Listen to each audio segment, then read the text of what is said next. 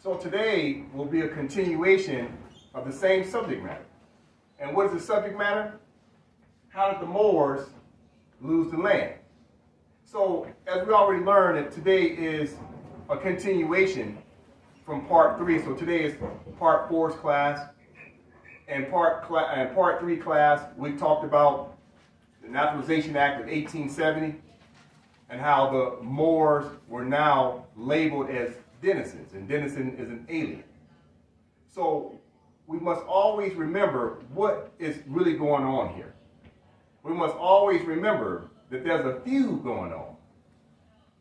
And a feud, under feudal law, is a feud with who? That's the question.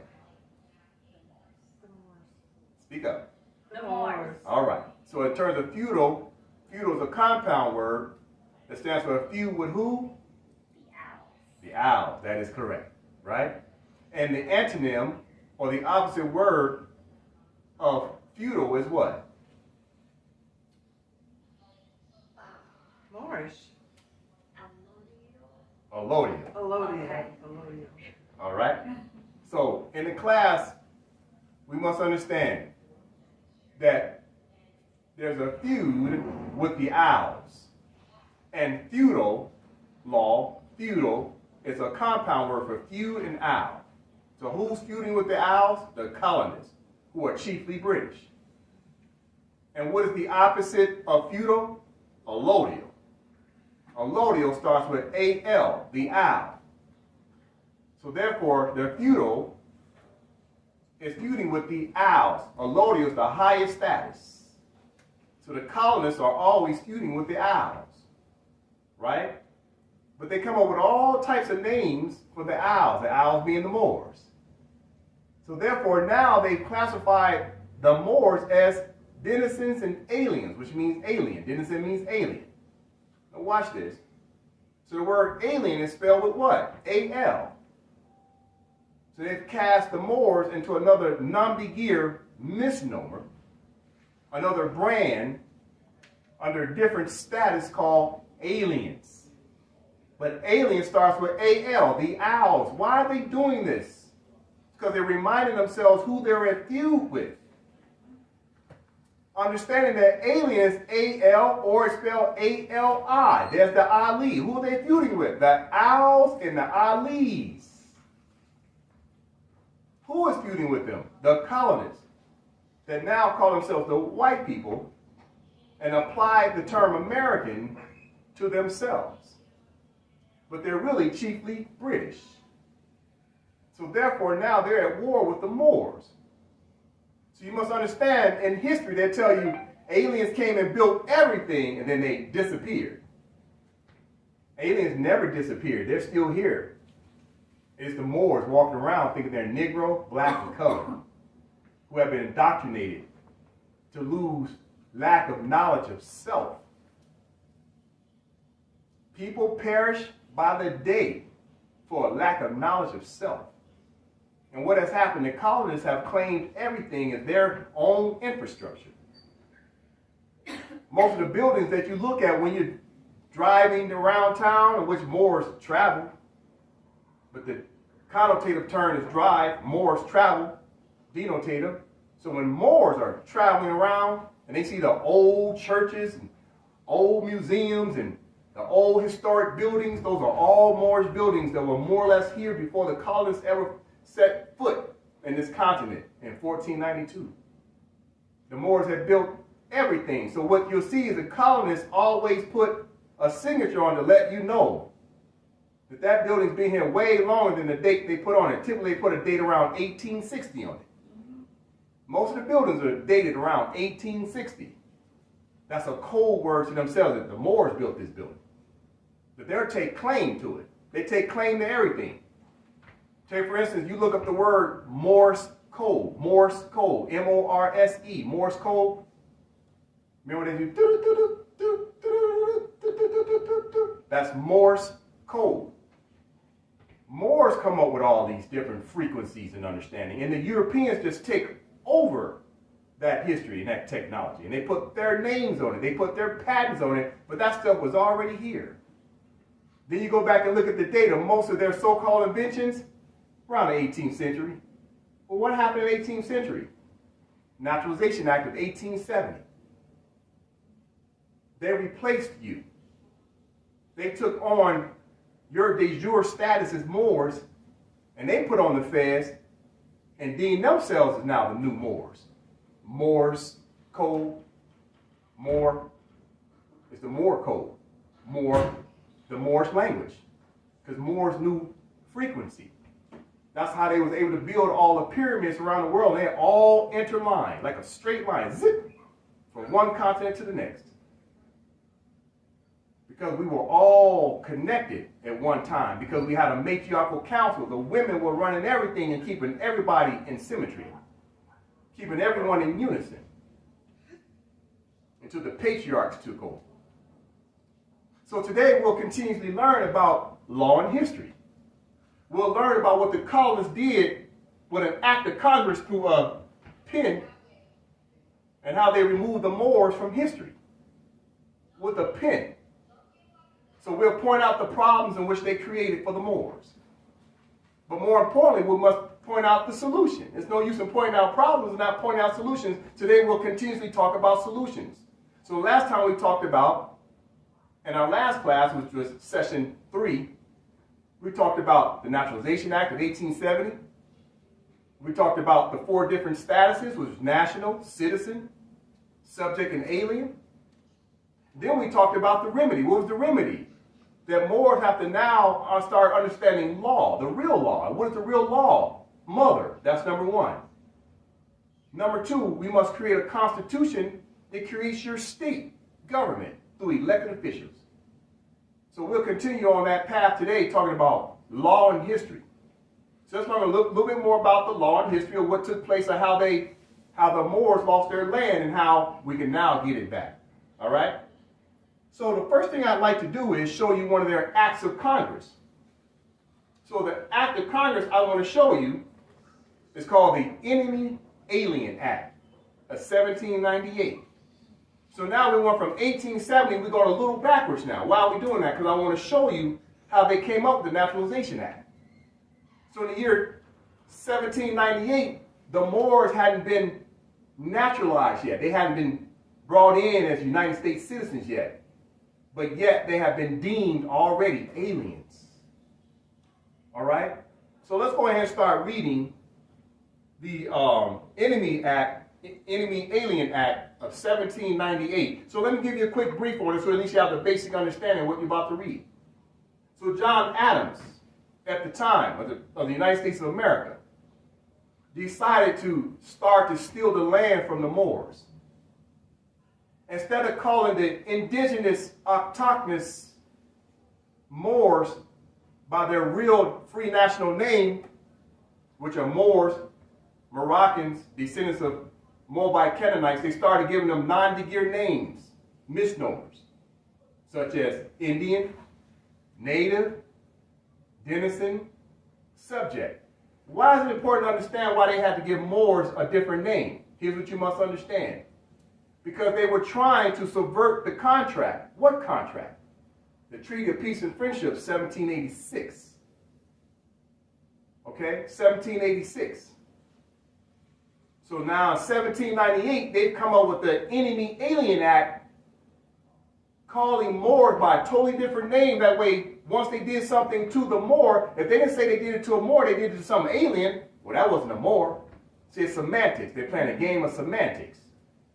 That way they don't violate the contract, which is the Treaty of Peace and Friendship, 1786, between who? The United States of America, citizens, and Moors.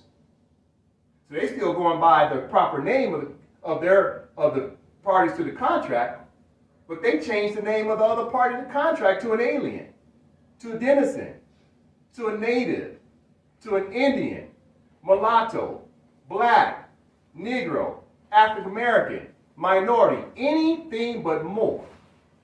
Because as soon as they call you a Moor, immediately they're obligated to the contract because they just named the party.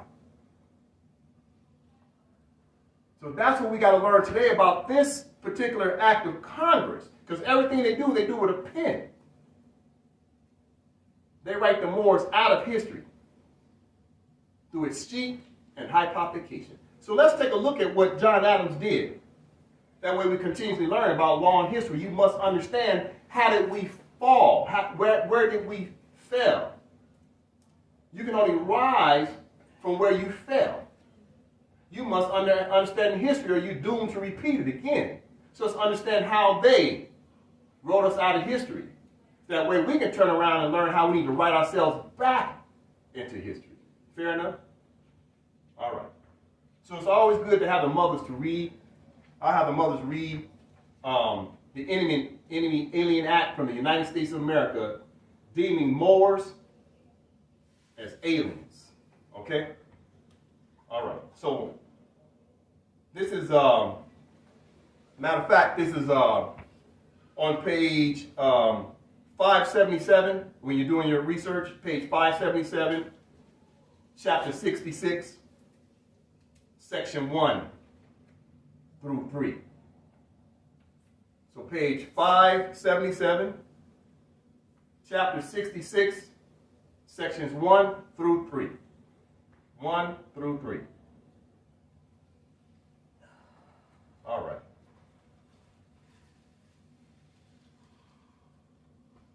So we can have the mothers start to read section 1. Now keep in mind, what is the title? An act respecting alien enemies, but not so much. We'll find out why. Keep in mind, we're going to find out that they're giving us nom de guerres, misnomers, because they don't want to call us Moors. Always keep that in mind. It's a feud going on. The name of the game is not to call the other party's name.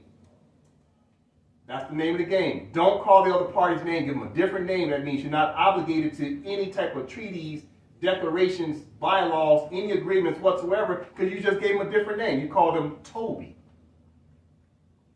But their real name is Kunta Kinte. Just giving you an example. So when you watch the movie Roots, they forced Kunta Kinte to be called Toby, and everybody else in the village, in the community, the other slaves would call him Toby, because Toby isn't his real name. You see? So by calling you a denizen, black, Negro, African American, that's the Toby brand. Anything but more. You must understand the game of semantics that they play, because it has legal ramifications when you answer to Toby. You just said to them, they're not obligated to the contract. As soon as you call yourself a Moor, they're obligated to the contract. So let's learn what they've done to try to take us out the contract. So we have one of the mothers go ahead and read section 1. Be it enacted by the Senate and House of Representatives of the United States of America and Congress assembled. So stop. So first things first is United States of America. That's the name of the party. So the party is calling their own name out. We're United States of America, because that's the name on the Treaty of Peace and Friendship, 1786, United States of America. So they identify themselves. Okay, let's continue.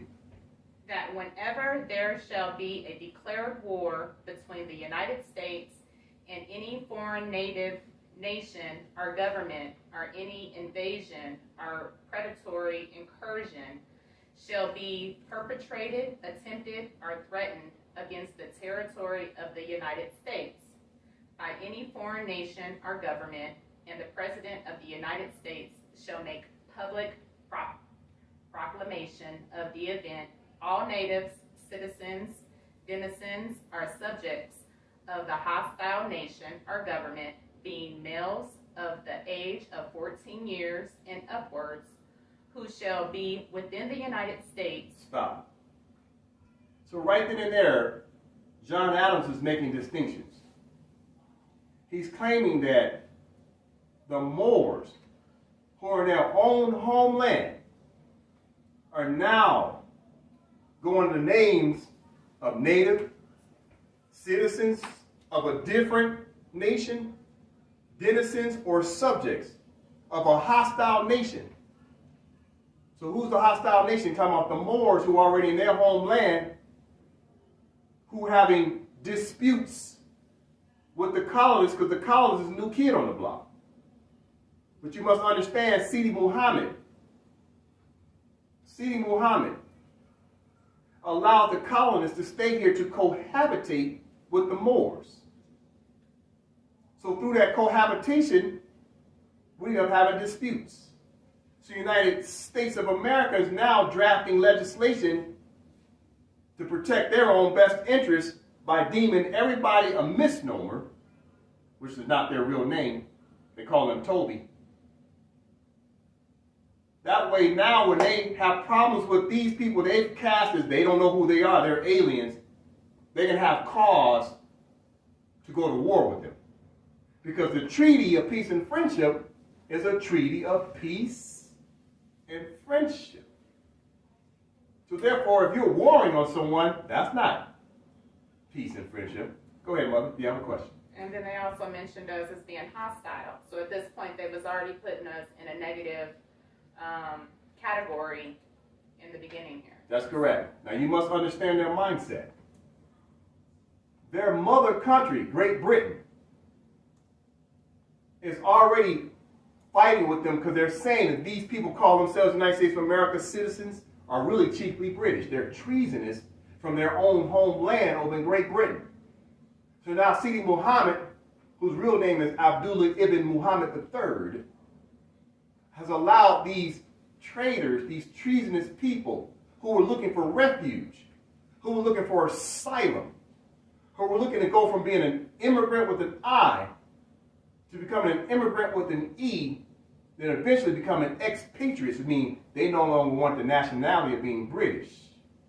So now they find themselves cohabitating with Moors, and these people that are really chiefly British now going as white people and Americans, settlers, pilgrims. They ain't got nowhere to go. They can't go back home. They can't go back home, so they got to stay.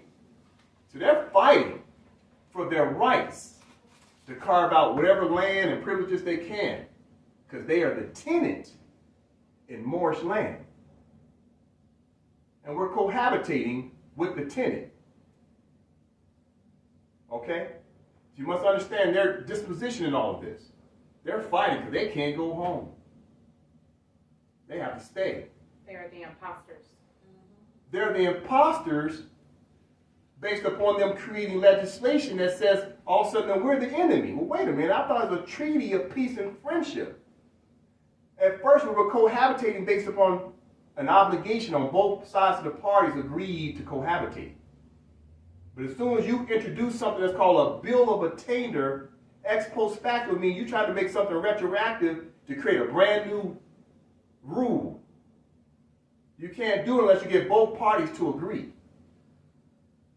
You can't change the rules of a contract without the other party agreeing to get consent. The Moors never consented to this. So the column is just creating rules of engagement to undermine the Moors, and they're doing it in a very deceitful way because they don't want to put the name of the Moors on this contract they created. Because as soon as they did that, now they get in trouble with the United Nations. The League of Nations come in and say, no, you're warring with Moors because you put the word Moor in your contract. That's a violation of your treaty. You see? Semantics. That's why the movie Roots is very important to understand. Kunta Kinte, they force them to be Toby. These are Toby words. They can't say Kunta Kinte. You see? Let's continue with the reading. I think Marcia had a question. Yeah. Oh. Just a quick question. You got a question? All right. So the other Moors that were living in this area, they had no idea that this was going on behind the scenes. It's hard for me to understand how they had no idea. They were asleep. They were asleep. Well, more specifically, you have to understand the timing of what's going on. Okay. At that time, they didn't have no planes, no jets, and their vessels didn't have no motor on the back to get back from Africa, the continent of Africa, which is actually Akibalon, to get back over to North America, which is actually northwest of Mexico. They didn't have nothing other than a sail on that vessel to open it up. At different times of the season, they could open that vessel and float from the continent of Africa and get over to the continent of America. Then at different times from the continent of America, they would take the Atlantic Ocean and go up the east coast, winds, and then float back on over to Africa. So that took time. So you got to understand that when things like this take place, by the time the Moors on this side of the world, the Maghrib Alexa, the far extreme west, you must understand that by the time we get the message through Pony Express or come across 3,000 miles of Atlantic Ocean, we're the last to know. So we're just warring with them, and they're warring with us. Because we're the last to find out everything. So therefore, you got to understand there was no email, no text message, no phone calls, none of that. It was all by vessel, going back and forth. And that takes time to cross over 3,000 miles with winds, weather, etc. All right? All right, let's continue to read.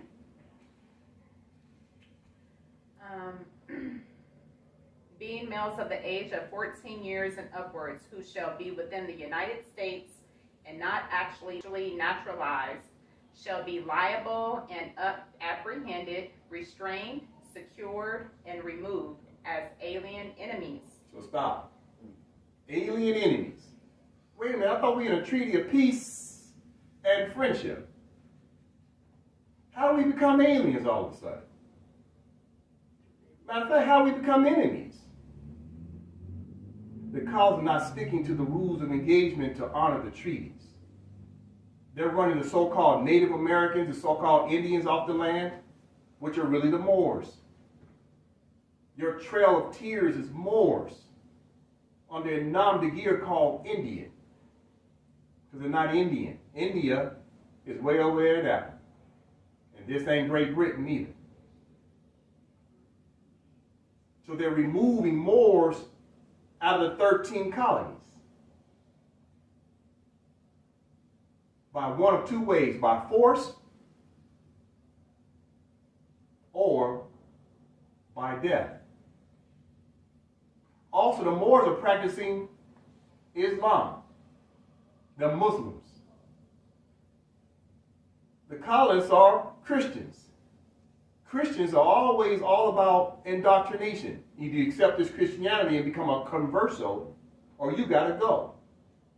Converso, or you got to go. They did the same thing in Andalus, which is contemporarily called Spain, which is the Iberian Peninsula. Either you adopt Christianity, or you got to go. So they want Moors to convert over to being Christianity.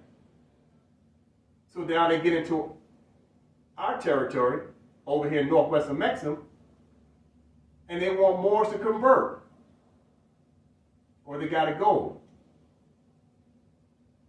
So you got to understand that war is going on too. So they're fighting over the land, religion.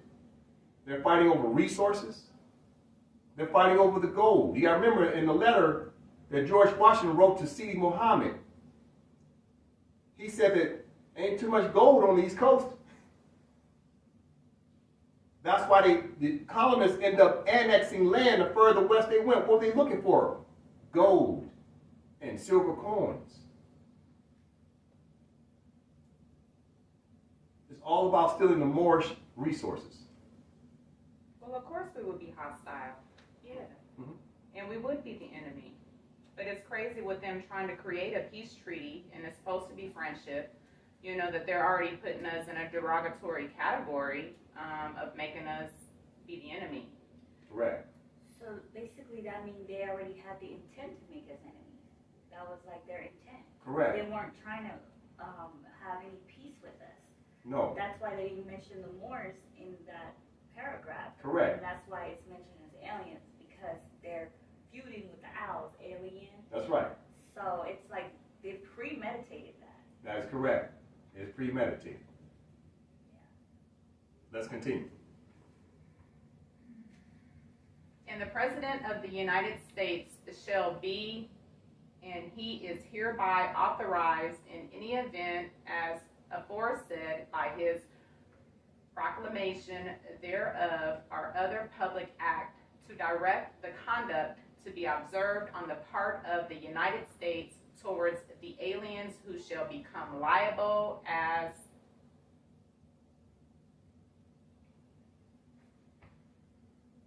aforesaid, the manner and degree of the restraints to which they shall be subject, and in what cases and upon what security their residence shall be permitted, and to provide for the removal of those who not being permitted to reside within the United States. Stop. So where's the United States at this time?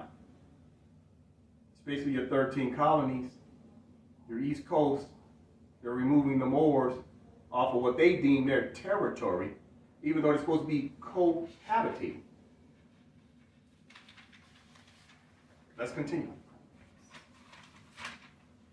Within the United States shall refuse or neglect to depart therefrom, and to establish any other regulations which shall be found necessary in the premises and for the public safety. Stop. So they're making legislation. The public safety means the several states were making legislation that says they're protecting their best interest. And anybody who's against those interests are hostile and immediately considered an enemy, even though they're supposed to be cohabitating. Let's continue. Provided that aliens resident within the United States who shall become liable as enemies in the manner aforesaid, and who shall not be chargeable with actual hostility or other crime against the public safety, shall be allowed for the recovery, disposal, and removal of their goods and effects, and for their departure the full time which is or shall be stipulated by any treaty. Stop. See, they recognize who they're doing this to. They understand their obligations of the treaty, but they won't call out the name of the other party. So they're saying, look, we're going to run these Moors up off our land, give them a chance to pack their stuff and go under what? Use of force, usurpation. But if they don't leave out of our territory, then this is what we're going to do next. Here we go. Let's learn. Shall be stipulated by any treaty where any shall have been between the United States and, you want to go ahead and move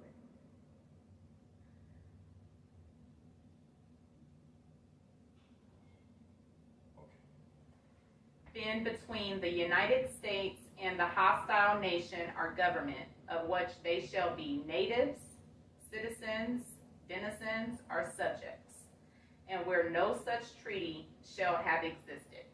So stop. So now they're claiming there's no treaty amongst this other party they're trying to identify. So those who are aware of the treaty can enforce the treaty. Those not aware of the treaty can't enforce the treaty. Let's continue. Where any shall have been between the United States, the hostile nation or government, of which they shall be natives, citizens, denizens, or subjects, and where no such treaty shall have existed. The presidents of the United States may ascertain and declare, Ascertain and declare such reasonable time as may be consistent with the public safety, and according to the dictates of humanity and national hospitality. So what are they talking about? Based upon the consciousness of their constitution, the consciousness of we the people, their people. They're looking out for the interests of their people, to protect their people from these people they consider to be hostile, while simultaneously understanding they're the tenant. They're not the landlord, they're the tenant, fighting with the true landlords of the land. But remember, they can't go home. So they got to fight. Their back is up against the wall, so they got to almost invent frustrations and aggravation just to hold on to what they got. Remember now, they're going broke. There's no gold on the East Coast. The only thing they can do is get into trade, furs, etc. But it's not their beavers. It's not their rabbits. It belongs to the Moors. So what are they going to do? They just got to fight and take something. Strong arm robbery. all this is strong arm robbery on paper. Please understand, they're not doing this by themselves. You got COINTELPRO Moors, Converso Moors, and sellout Moors helping them. Colonists cannot win a war without a Moor. So you must understand, it's not just the colonists. You have to blame our own that assist them. Think about it. You got the Army, the Marines, the Navy, and the Air Force, and the National Guard. And you got a bunch of Moors helping the colonists go around the world, stealing land from everybody. They're the militia on behalf of the colonists. So you must understand, the colonists are not doing this by themselves. Question? No, just a comment. The Moors is the ones that really agitate me, the ones, the COINTEL ones. It's like you're doing that to your own people. And little did they knew they were going to get killed next too, because they were useless at that time. So it backfired. Correct. And now we're in this hole, and we have to get ourselves out of it. That's correct. Now let's continue the reading so we can continue to learn how the Moors lose their land. Through a pen, acts of Congress, through a de facto government claiming to be the landlord, and they are not. They're tenants. But we're cohabitating. But we're still the landlord. Let's continue. Section 2. And be it further enacted that after any proclamation shall be made as aforesaid, it shall be the duty of the several courts of the United States and of each state having criminal jurisdiction. Stop. So first things first, they're using the word state. Now, John Adams is saying, how are we going to get the power for those Moors that won't leave the land? What do we do with the ones being hostile saying they're going to stick around? He's using the authority of the state now. Remember, that's in the Vienna Convention. Article 48, error. What was the error? Article 49, fraud. Article 50, corruption by a state representative. So this John Adams is the state representative. Article 51, coercion by a state. So now he's going to give you an example, and he's going to use the power of the state to push his agenda. He's going to use the officers of the state to push his agenda, which is the representatives of the state. That's where the corruption, coercion, and then use of force. Let's continue and find out. Let's start all over section 2. So I want to give you an understanding, a briefing of what you're really reading. Now, he's using the strong arm of the law. Now, okay, here we go. Section 2. And be it further enacted that after any proclamation shall be made as aforesaid, it shall be the duty of the several courts of the United States and of each state having criminal jurisdiction, and of the several judges and justices of the courts of the United States. And they shall be and are hereby respectively authorized upon complaint against any alien or alien enemies as aforesaid, who shall be resident and at large within such jurisdiction or district, to the danger of the public peace or safety, and contrary to the tenor or intent of such proclamation or other regulations which the President of the United States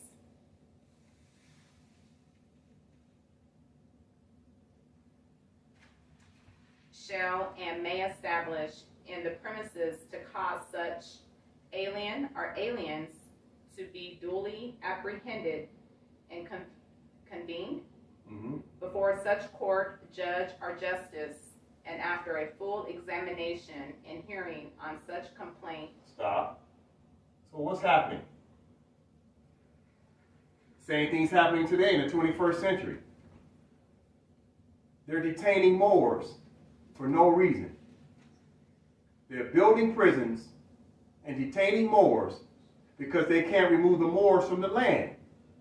Why can't they remove the Moors from the land? Watch this. They say these so-called black people are so bad. They're savages. They're dangerous. Then why don't you send them back to Africa? That's where you say you got them from. You know why they can't send them back to Africa? They never got Moors from Africa. You were already here. Definition American.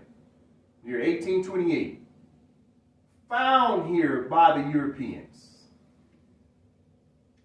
So according to the Treaty of Peace and Friendship, no disputes. According to George Washington's letter, 1789 and 1791, he clearly states the Moors are not to be removed from their own land. That's why they keep building prisons, because they can't deport you out of your own land.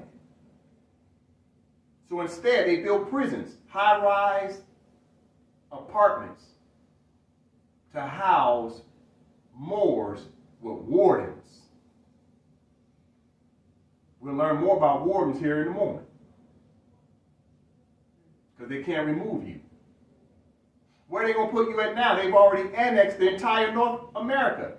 They was moving us here, they moved us there, they moved us over, and they annexed all the land. They're like, we can't put them nowhere else now. We took everything. So now they just build prisons. Think about it. Prisons and projects. High-rise projects. They're trying to find some way to put us. Why? Why don't they send us back to where they claim we came from? There's 54 countries in Africa. Send us back to the black country, the black state in Africa. Since you say we're black people, send us back to the black state. Send us back to the black country. It don't exist. Send us back to the Negro country, the Negro state. It don't exist. Send us back to the minority state or country that we came from. It don't exist. These names don't exist nowhere on planet Earth. Just like they can't send Asian people back to some yellow state. It don't exist. And these people that call themselves white can't go back to some white state because it don't exist. They build prisons. They house us for 30, 40, 60 years. Let's continue. They confine us into neighborhoods. Correct. It's projects. No different than a reservation. A reservation means to reserve. It's reserved land. Projects means what? It's a projection, project. They're having projects to see what happens when they put us all together, surround us, won't let us so-called cross the tracks. That way we create civil war amongst each other because we simply just trying to survive. It's a project to see if we'll kill each other because they're not supposed to be killing us. They let us kill each other.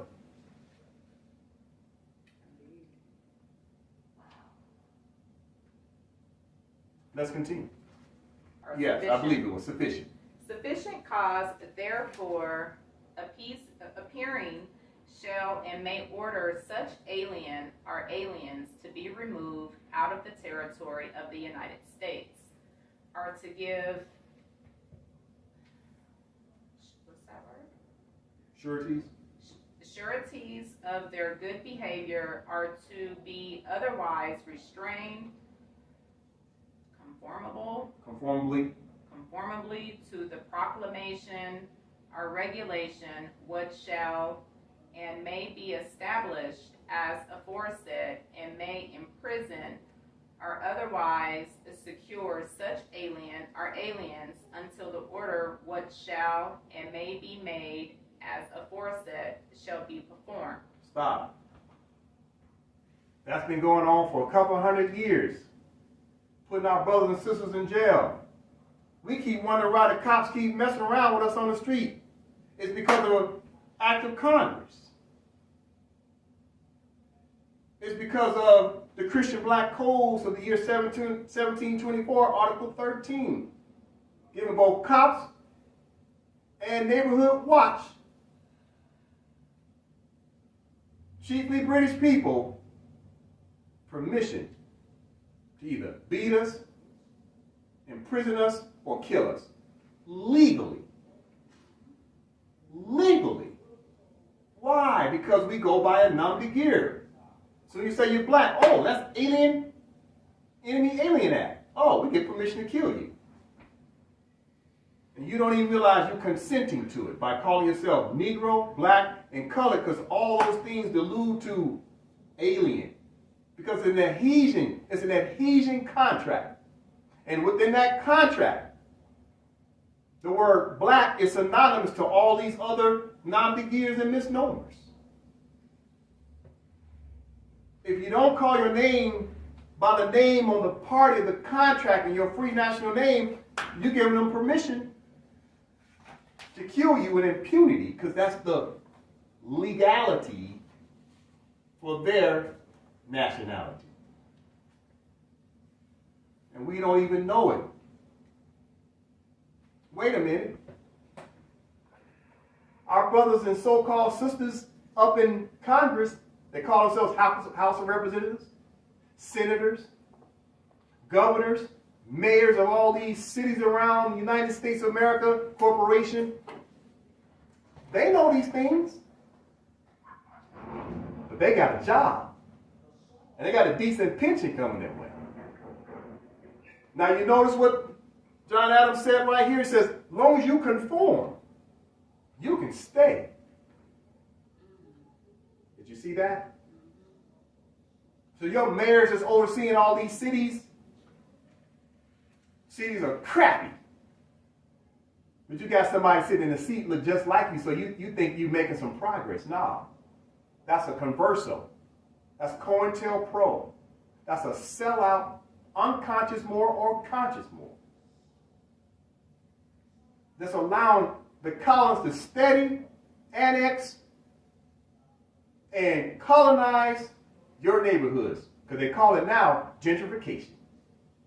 And it's really annex colonialism under a different nom de guerre. It's semantics.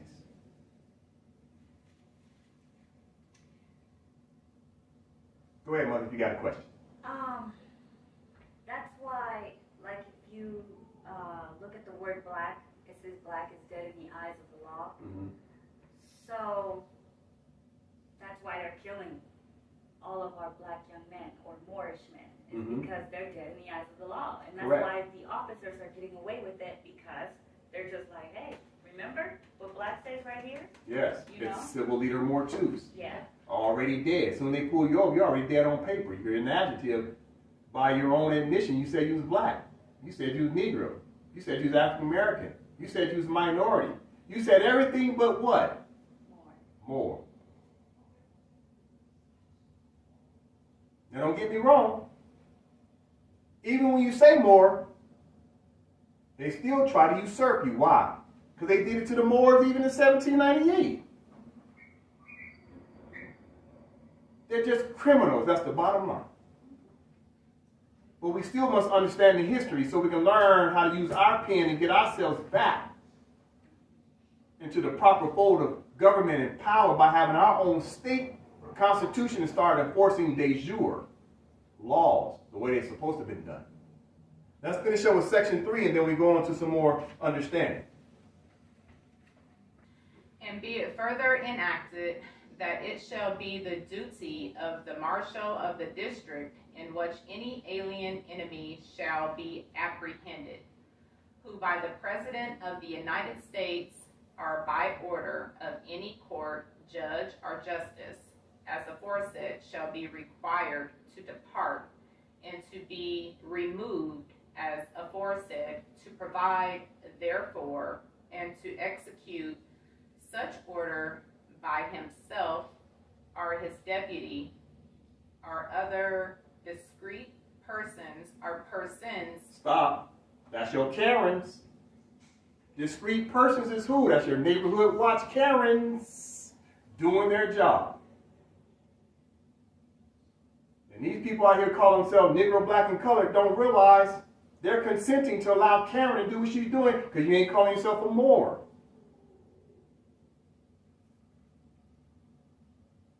That goes back to the Christian Black Codes of 1724, Article 13. So they're repeating what they said in 1724, because this is 1798 here. They're doubling down on it through an act of Congress to make it the law of the so-called land of their de facto jurisdiction. They're repeating it right there again. Watch this. If you look up the definition of white in the American Standard Dictionary, the first sentence says white, the complement or antagonist of black. First sentence. The complement or antagonist of black. Because it's a status thing. So there's marching instructions. Why? 1798. 1724. Acts of Congress with a pen. So how do we fix it? We must get our pen. Get our Constitution, state, and then start using the pen for birth records while enforcing our flag, seal, consular court, etc.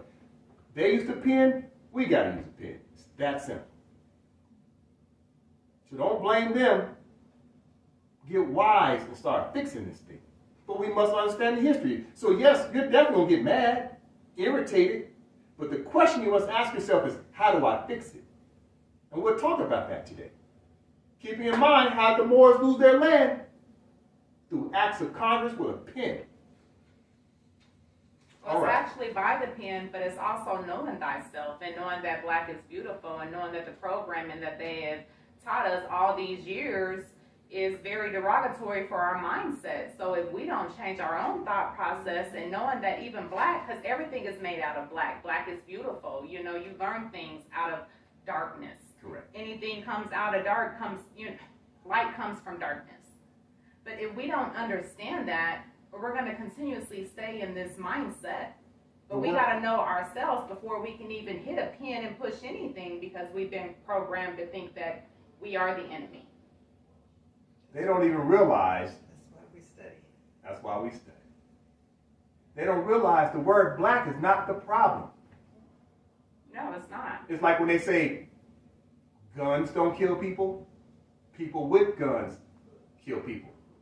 But I'm just saying, as far as like a lot of people have identity issues, there's a lot of black people, like in Jamaica, you got women that's bleaching their skin because they feel that their color is not beautiful, you know, and that's what I'm meaning by knowing thyself and loving thyself. If we don't know who we are, original, that we are the aboriginals, then we're pretty much just giving it over to them anyway. Okay, so you just said everything that I've been reading. Their job was to hide the de jure name of the people. The true identity is Moor, Moabite, Moroccan. They removed that from the books, removed that from your consciousness, and replaced it with something. Nom de guerre. A nom de guerre is a French word for assumed name for war. War. But that's why majority of us have a self-identity issue when you look in the mirror and hate yourself or whatnot, of not knowing who you are or where you come from. Okay. And then they turned around and did this. And all you black people came from Egypt way over there. That way you don't focus in on your own homeland. The guys running around, where did I come from? What tribe am I from? Right. Yeah. You're You from all here. farsighted. You're from here, fool. Yeah, you're farsighted instead of nearsighted. Nearsighted. Because you don't understand the definition of Moor. You don't know what the Moor means. It's the true identity. All right.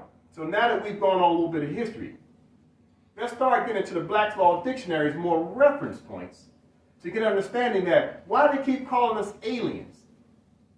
Well, they have words that continue. That way they understand what they've done. That way they don't forget their own history of what they've done over the hundreds of years. So now we must understand when they start talking about they're using a state And underneath the state, they got their judges and cops and their Karens to keep Moors in their place. It's because Moors don't have a state. In order for a people to have rights, you must have your own state. State of mind, first understanding your nationality, then your own state that has a constitution. So let's first things first, let's look up the definition of state. You can find state on page 1578. So we can have one of the mothers to read it.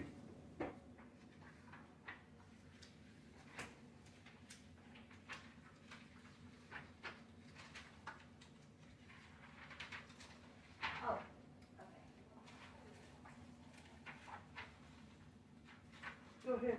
Oh, state. It's a verb. To express the particulars of a thing in writing or in words. To set down or set forth in detail. To aver, allege, or declare. Case law. So stop. To express the particulars of a thing in writing or in words. To set down or set forth in detail. So what is that? That's state of mind. That's an action. A verb, a partial speech is an action. It's an action. That's a thought.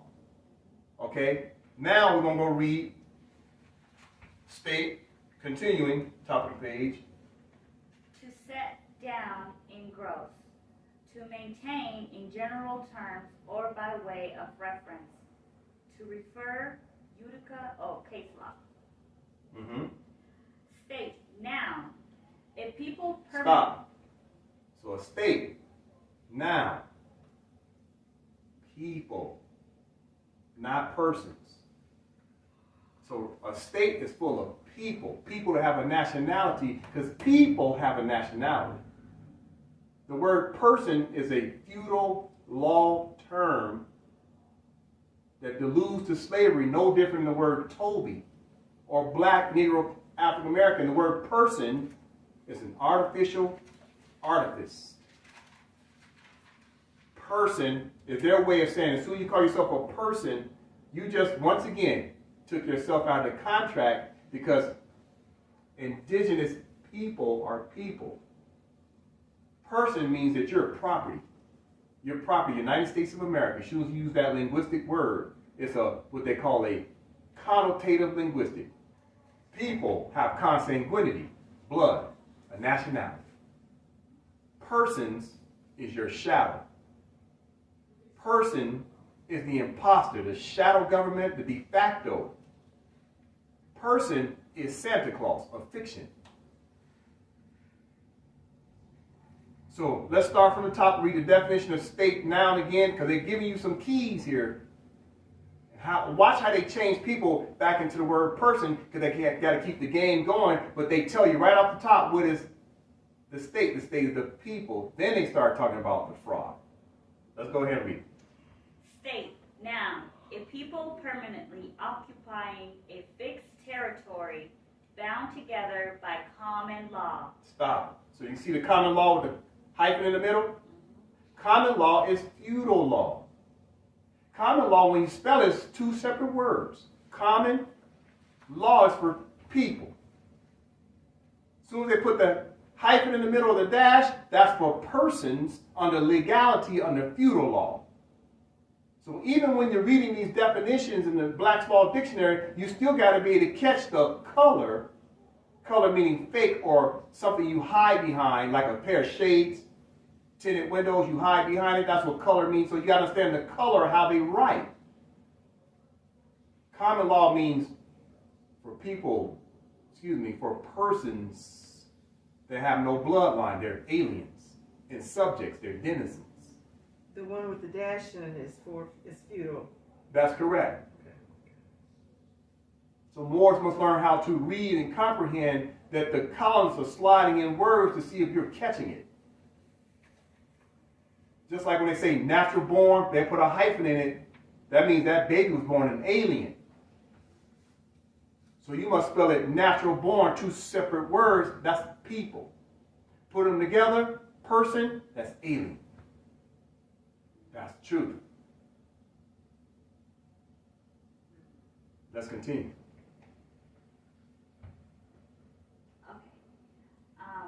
By common law, habits, and customs into the body politic, exercising through the medium of an organized government, independent sovereignty, and control over all persons and things within its boundaries. Stop. So therefore, what are we learning about state thus far? It's about sovereignty. It's about protecting your own rights as a people.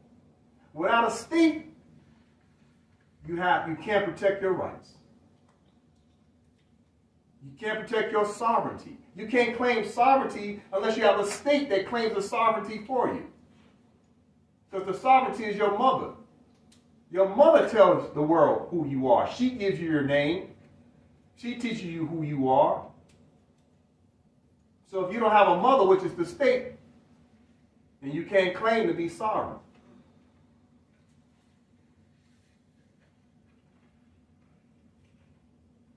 Let's continue.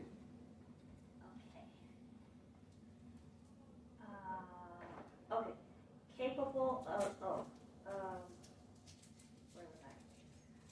Through the medium of an organized government, independent sovereignty, and control over all persons and things within its boundaries, capable of making war and peace, and of entering into international relations with other communities of the globe. Case law. One of the component commonwealths or states of the United States of America, the term is sometimes applied also to governmental agencies authorized by state, such as municipal corporations. So who authorizes the agencies? The state. You can't claim to be an officer of anything without a state. And before you can have a state, you have to have a constitution. We'll talk about that. We're talking remedy. I've showed you some history of their acts of Congress. How do you fix it? You must start understanding what does state mean. It helps you start putting together your sovereignty and control over your own nationals. To put together the offices so that they have what's called competent authority. You can't be self-appointed anything.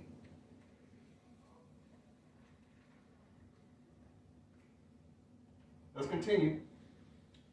Okay.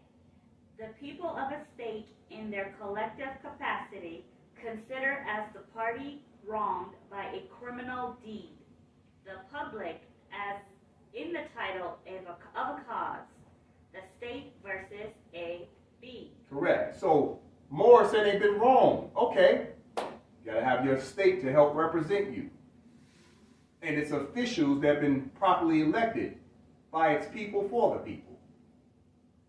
Without a state, you can't make a claim.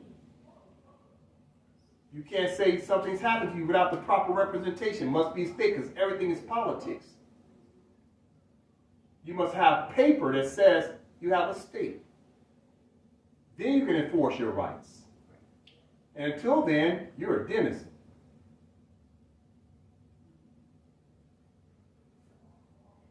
The section of territory occupied by one of the United States, the circumstances or conditions of a being or thing at a given time. All right, stop.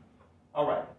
So now that we have a basic understanding, the components and the fundamentals of what a state allows its nationals to do to operate through it. So therefore, you look at the Enemy Aliens Act of 1798. What did John Adams say?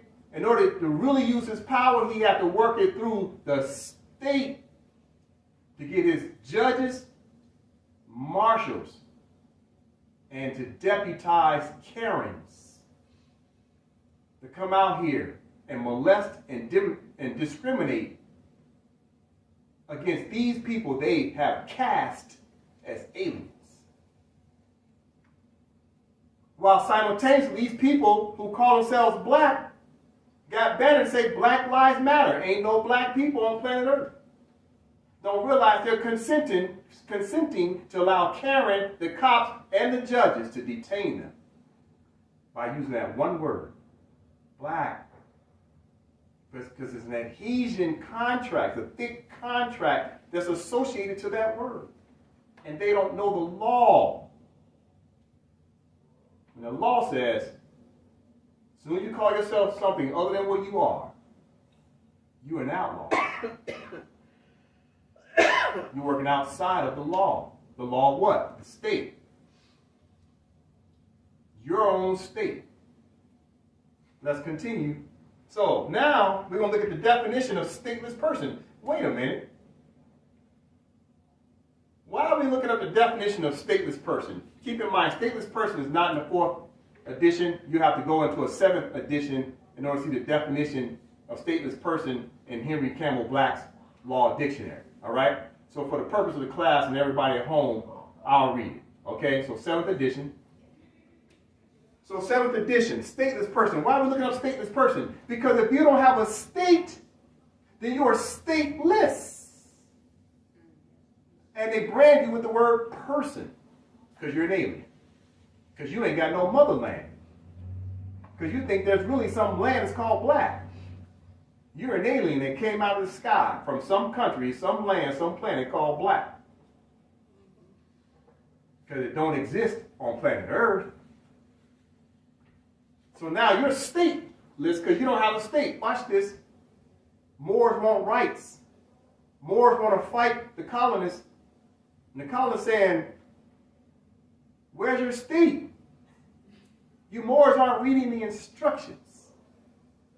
You got to form a state to state your claim and state the dispute you have with the colonists.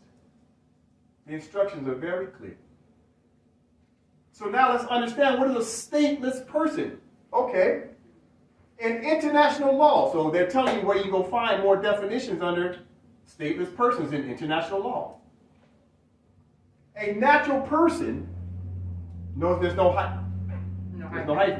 Natural person who is not considered a national by any country, which means you don't have a nationality. Not a national means you're not a nationality, which means you're not a what? National or a citizen. Because you don't have a nationality, which immediately makes you what? Subject and alien. Denizen. Because a denizen is stuck between an alien and a subject. As soon as they said that right there, they're saying you don't have a nationality. You're immediately cast as a subject or an alien.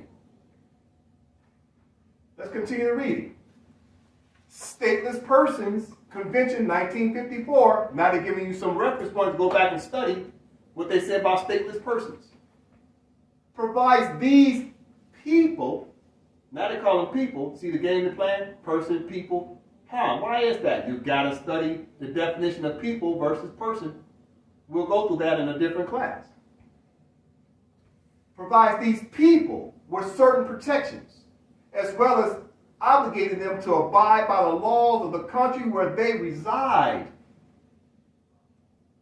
So until Moors have a state, they're obligated to the laws of the United States. Why? The United States is checking the boxes. The United States said, well, we got a state. And we got a constitution. And we got a flag. And we got a seal. What do you Moors have?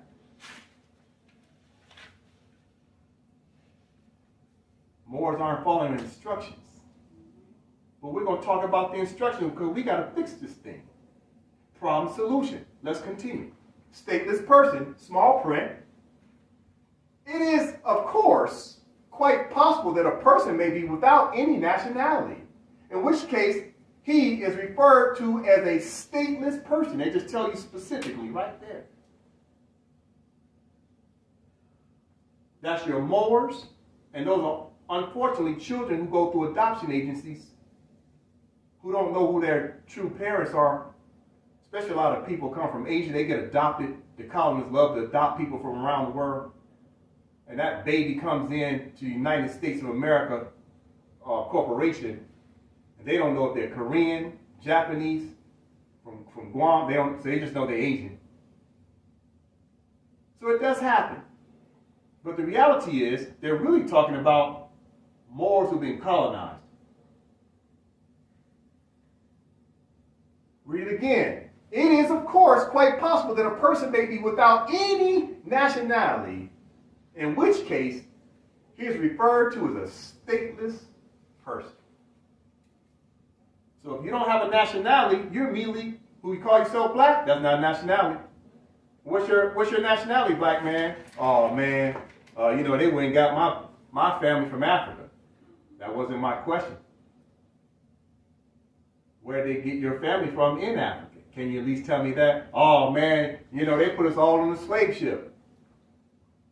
Yeah, some of us came on the slave ship. But 95% of us was already here. And you were more. And even if your family did come from Africa, guess what? You're still a more. Because we're all part of the same human family. So it's really a trick question when I ask somebody where they're from. I like you to name the country or state. But the reality is we all got Moabite Canaanite bloodline. We're all Moors. Go ahead, Mother. I was going to say, and we're so programmed so well through school that nobody even questions, how did you bring all those Africans in a ship, right? How did they all just sit there? How did the food fit in the ship? How many times did you go back and forth, right? Those kind of questions, because that would take years to bring Africans literally from across the continent, despite the weather changes. So nobody ever questions them, because I never questioned that until just now. During that time, it took approximately 2.5 months to get from Africa to the continent of America. So during that time, you're saying you're housing all these slaves at the bottom of a ship, which means you got to feed them, so you got to bring enough food for 2 months off the top, plus your crew needs to eat. Then you got to bring fresh water, because you can't drink the seawater. And water is known as one of the most heaviest and unstable elements on planet Earth. So you got to bring 2 months worth of water.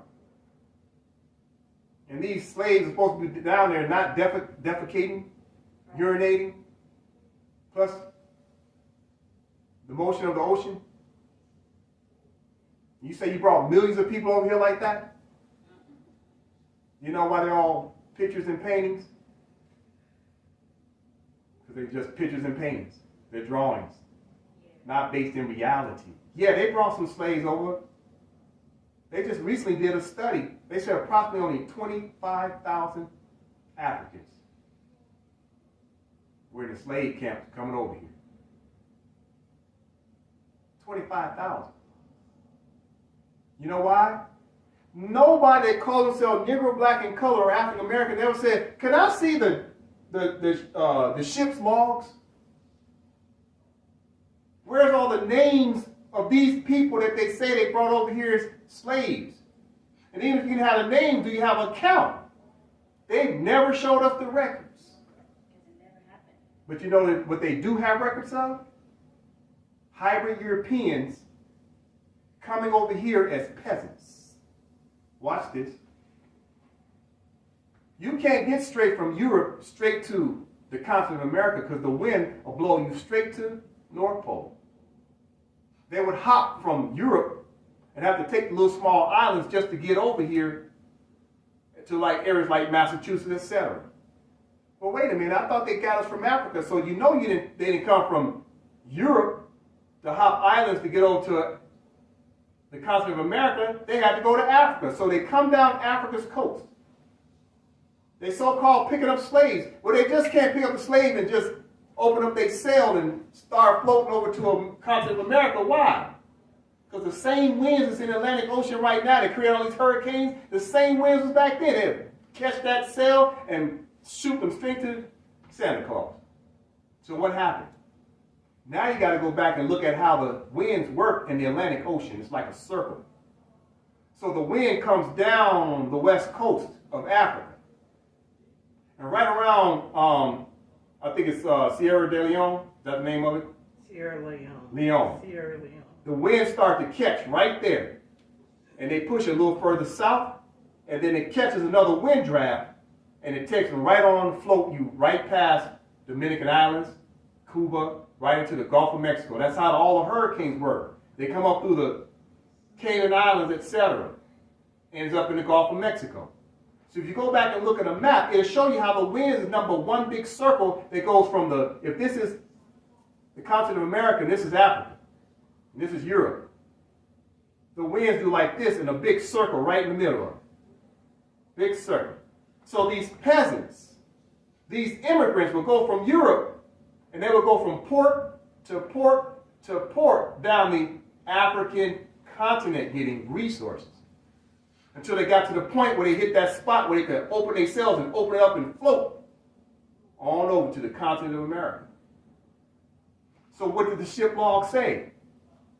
Slaves, Slavs, Slovakians, which are hybrid Europeans. The Europeans was on the ships, packed in like sardines. Sit here and tell me you ain't never seen pictures of the immigrants piled up on those ships, waiting to get off the ship into the new world.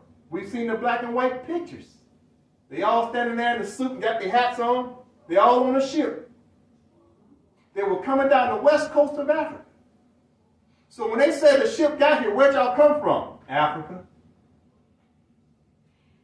They're talking about themselves. They're talking about themselves. They always switch it on us.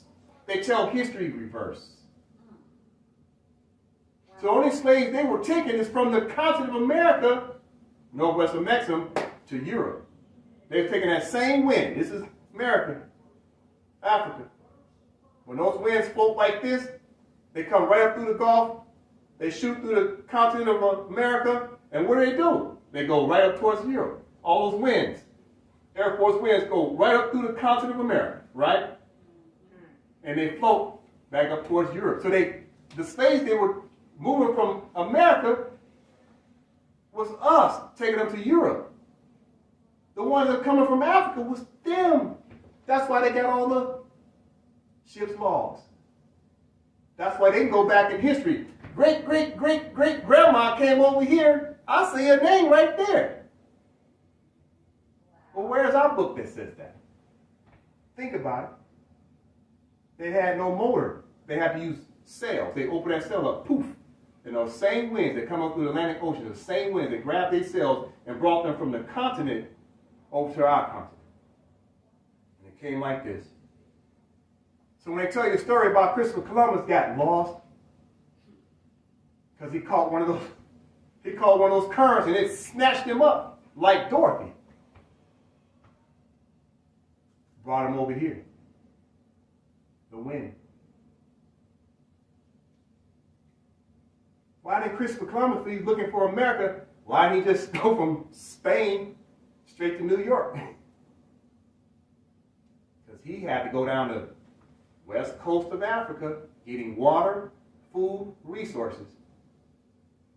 Then he finally floated, got lost, because he didn't understand how those currents worked. It'll snatch you in like an undertow. They tell the history reversed. They are the slaves, the Slavs. They enslaved their own people when they got to the 13 colonies. They enslaved their own.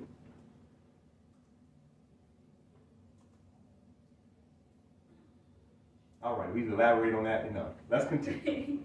All right, so a stateless person, back to point, had to mourn through their land. With a pen, escheat, hypothecation, a lot of deceit. Through acts of Congress, by the colonists, who want to pretend to be the landlord because they can't go back home to Great Britain. All right, so now that we got an understanding of stateless person, they're saying Moors are stateless because Moors don't have a state or a constitution.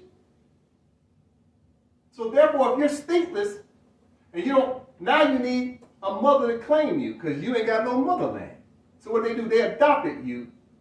As soon as you were born in the hospital, they took you into a ward. You don't realize, a birth ward. And that birth ward, they claim you through the birth certificate because now you claim that your child came out as an alien and now is looking for protections from the United States.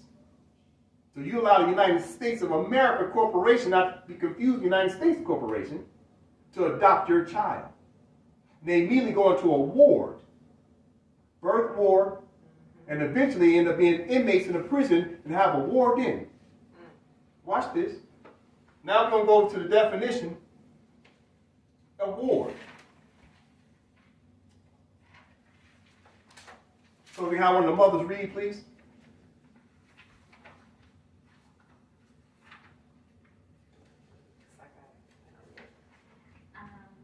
Ward is on page 1754. All right. Ward. 4th edition. Ward. Guardians care, charge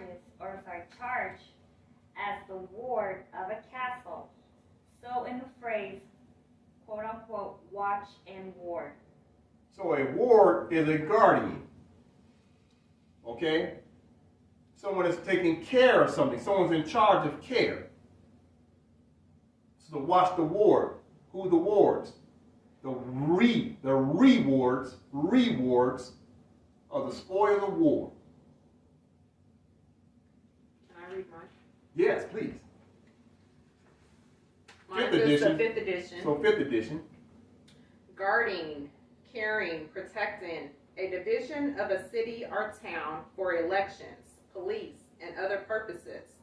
A person, especially a child, or incompetent, placed by the court under the care of a guardian, a corridor, a room, or other division of a prison, hospital, or asylum. Mm-hmm. So who's the child they're talking about?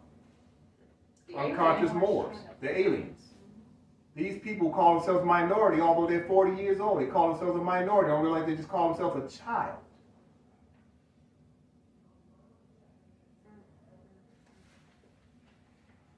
So now let's read the definition of wardship.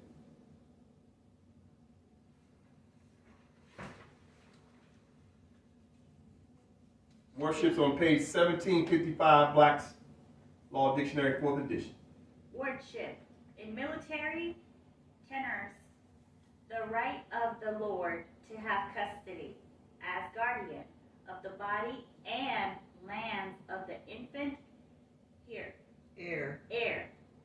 without any account of profits until he was 21 or she 16. In Socage, the guardian was accountable for profits, and he was not the lord, but the nearest relative to whom the inheritance could not descend. And the wardship ceased at 14. In copyholds, the lord was the guardian, but was perhaps accountable for profits. So stop. So wardship is military. So they see the word military. So under use of force, usurpation, using arms to subdue and control the Moorish land and put us in a guardianship status to take care of us, because they're obligated to take care of us now. They have us in FEMA camps. They have us in the projects. They have us on reservations. They make themselves responsible for us, but at the same time, they're only giving us enough rations to survive, but not to thrive. In the meantime, get us to have civil war amongst ourselves, kill each other. And for those that they can catch loose ends, they're going to kill them on the street. The cops going to kill them on the street. It's all genocide. Right in front of your face. Because you're using the wrong words. You've given them permission. Even though the permission you've given them under a fake term of black, that's fraud because they told you was black. Guess who else told you was black? Your pastor, your priest, your rabbi, your teachers at school, the president, the mayor, your parents. So we're all in sin because we're all dealing with ignorance. So there's blame to go on both sides. So we can point out the problems, but let's start understanding the solutions.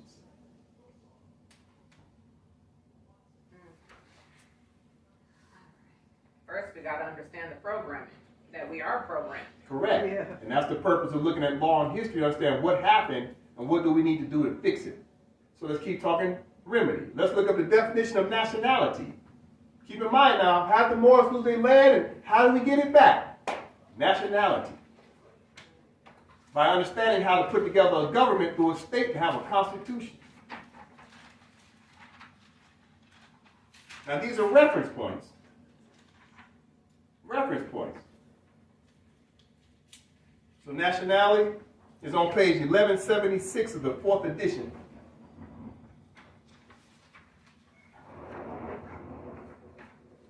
(1176).